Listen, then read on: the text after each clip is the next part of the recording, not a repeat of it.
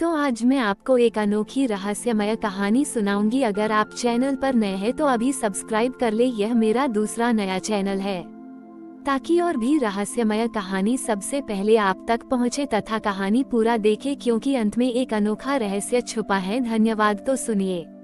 पुरी के जगन्नाथ मंदिर के पास एक संकरी गली में रवि नाम का एक युवा कलाकार रहता था। उसके पास रंग और कुची थी और उसके हाथों में मंदिर के भव्य दृश्यों को कैनवास पर उतारने का अद्भुत कौशल था। रवि दिन भर मंदिर के प्रांगण में बैठा रहता, उसकी विशाल वास्तुकला, भक्तों की भीड़ और भगवान के विग्रह को अपने रंगों में कैद करने की कोशिश करता। रवि का हृदय भगवान जगन्नाथ के प्रति श्रद्धा से भरा था, लेकिन उसके मन में हमेशा एक कसक रहती थी। वह देखता था कि कैसे धनी भक्त सोने के गहने, कीमती वस्त्र और विशाल प्रसाद चढ़ाते थे। वह देखता था कि कैसे पुजारी मंत्रों का जाप करते थे और भव्य अनुष्ठान करते थे। रवि को लगता था कि सकी कला, ये रंग और ब्रश भगवान की सच्ची सेवा नहीं है। उसे लगता था कि भगवान को प्रसन्न करने के लिए बड़े अनुष्ठान या कीमती चढ़ावे की जरूरत होती है और उसकी कला केवल एक साधारण मनोरंजन है। वो अक्सर अपनी बनाई हुई पेंटिंग को देखकर सोचता, क्या भगवान सचमुच मेरे इन रंगों को देखते होंगे? क्या मेरी यह कला उनके योग्य है? मैं तो बस एक कलाकार हूँ, मैं भगवान की क्या सेवा कर सकता हूँ? उसके मन में हमेशा एक खालीपन रहता था, एक इच्छा कि वह भी भगवान के करीब आ सके, उनकी उपस्थिति को महसूस कर सके, ठीक वैसे ही जैसे पुजारी और धनी भक्त महसूस करते थे। उसे लगता था कि भगवान को प्रसन्न करने के लिए भव्यता और दिखावे की जरूरत होती है। एक दिन रथ यात्रा का समय करीब था। पुरी में उत्सव का माहौल था। रवि ने सोचा कि वह रथ यात्रा का एक भव्य चित्र बनाएगा, जो इतना यथार्थवादी और सुंदर होगा कि स्वयं भगवान उसे देखकर प्रसन्न होंगे। उसने दिन रात काम करना शुरू किया, हर विवरण पर ध्यान दिया। रथों की भव्यता, भक्तों का बड़ी ही भीड़, मंदिर की चमक। वह अपनी कला में कोई कमी नहीं छोड़ना चाहता था, लेकिन जैसे जैसे वह पेंटिंग बनाता गया, उसे लगा कि उसमें कुछ कमी है। चित्र सुंदर था, लेकिन उसमें वह आत्मा नहीं थी जिसकी उसे तलाश थी। उसे लगा कि वह केवल बाहरी रूप को कैद कर रहा है, भीतर के भाव को नहीं। वह निराश हो गया। एक शाम जब रवि अपनी कार्यशाला में उदास बैठा था, तभी एक बूढ़ा, साधारण दिखने वाला व्यक्ति वहां आया। उसके कपड़े मैले थे और वह बहुत शांत दिख रहा था। उस व्यक्ति के चेहरे पर एक ऐसी मुस्कान थी जो रवि ने पहले कभी नहीं देखी थी। उसने रवि की उदासी को भांप लिया। क्या बात है बेटा? उस व्यक्ति ने अपनी शांत आवाज में पूछा। तुम्हारे रंगों में इतनी चमक है, फिर भी तुम चिंतित क्यों हो? रवि ने अपनी व्यथा बताई। महाराज, मैं भगवान जगन्नाथ के लिए एक चित्र बनाना चाहता हूँ, लेकिन मैं उसमें वह आत्मा नहीं भर पा रहा हूँ। मुझे लगता है कि मेरी कला अधूरी है और भगवान इसे स्वीकार नहीं करेंगे। वो व्यक्ति मुस्कुराया। उसने रवि के हाथ से एक कुची ली और उसे ध्यान से देखा। बेटा, उसने कहा, तुम्हें क्या लगता है कि भगवान को क्या चाहिए?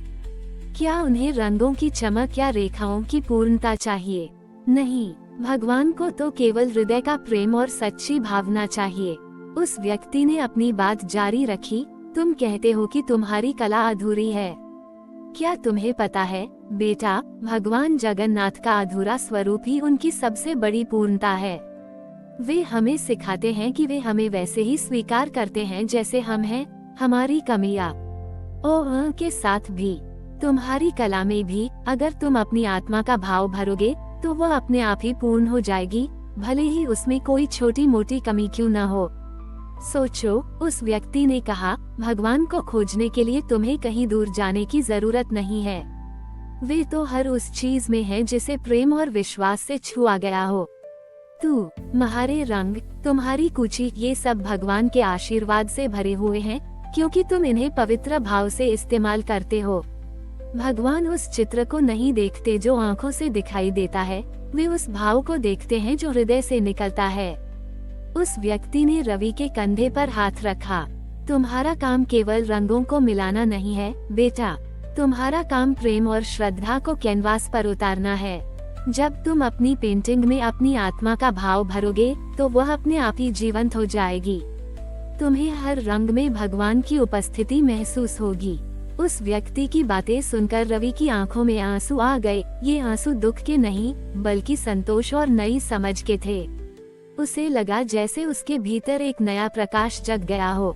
उसने हमेशा बाहरी पूर्णता पर ध्यान दिया था, लेकिन उसने कभी इस गहरे सत्य को नहीं समझा था।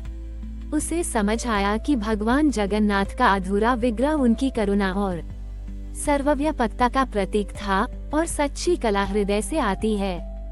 उस दिन से रवि ने अपने काम को एक नई भावना से करना शुरू किया। उसने अपनी अधूरी पेंटिंग को फिर से बनाना शुरू किया, लेकिन इस बार उसका ध्यान रूप की पूर्णता पर नहीं बल्कि भाव की पवित्रता पर था। उसने हर ब्रश स्ट्रोक के साथ अपने हृदय का प्रेम और अपनी श्रद्धा को जोड़ा। उसे लगा कि वह केवल रंगों को नहीं मिला रहा, बल्कि वह भगवान के प्रेम को आकार दे रहा है। उसने अपनी कला में अपनी आत्मा को उड़ेल दिया, अपनी हर सांस में भगवान का नाम जपा। जब पेंटिंग बनकर तैयार हुई तो वह शायद रवि की पिछली पेंटिंग जितनी तकनीकी रूप से परिपूर्ण नहीं थी। उसमें कुछ ऐसी सहजता थी जो उसे मानवीय बनाती थी। उसमें कुछ ऐसी अपूर्णता थी जो उसे और भी सुंदर बनाती थी। लेकिन जब गांव के लोग उसे देखने आए तो वे चकित रह गए। उन्हें उस पेंटिंग में एक ऐसी अद्भुत शांति और दिव्यता महसूस हुई जो उन्होंने पहले कभी नहीं देखी थी। उन्हें लगा कि भगवान जगन्नाथ स्वयं उनकी ओर देखकर मुस्कुरा रहे हैं। रवि की बनाई पेंटिंग की ख्याति पूरे पुरी में फैल गई। लोग दूर दूर से उस गांव में आते, न केवल पेंटिंग देखने के लिए बल्कि रवि की कहानी सुनने के लिए भी। रवि अब केवल एक कलाकार नहीं था, बल्कि वह एक ज्ञान का स्रोत बन चुका था, जो लोगों को सिखाता था कि सच्ची कला बाहरी रूप में नहीं बल्कि भीतर के भाव में होती है। रवि ने अपना जीवन अब पूरी तरह से भगवान की सेवा और कला को समर्पित कर दिया था। वह और भी चित्र बनाता था, लेकिन अब उसका ध्यान हर बार आत्मा की अभिव्यक्ति पर होता था, न कि केवल बाहरी पूर्णता पर। उसके हाथों से बनी हर पेंटिंग में एक अनोखी सादगी और गहराई होती थी, जो भक्तों के हृदय को सीधे छू लेती थी। उसने कभी अपने काम की कीमत नहीं बढ़ाई, क्योंकि उसे पता था कि उसकी असली कमाई भगवान का आशीर्वाद और भक्तों का प्रेम था। उसकी शिक्षाओं ने कई लोगों के जीवन में बदलाव लाया। जो लोग पहले अपने आप को अपूर्ण समझते थे, वे अब खुद को भगवान के प्रेम के योग्य मानने लगे। जो लोग केवल बाहरी दिखावे में विश्वास रखते थे, वे अब आंतरिक पवित्रता की ओर मुड़ने लगे। पुरी और आसपास के गांवों में एक नई भावना का संचार हुआ, प्रेम, स्वीकृति और विनम्रता की भावना। सालों बीतते गए, रवि बूढ़ा हो गया। उसके हाथ अब उतने फुर्तीले नहीं रहे थे, लेकिन उसकी आत्मा उतनी ही शांत और आनंदित थी।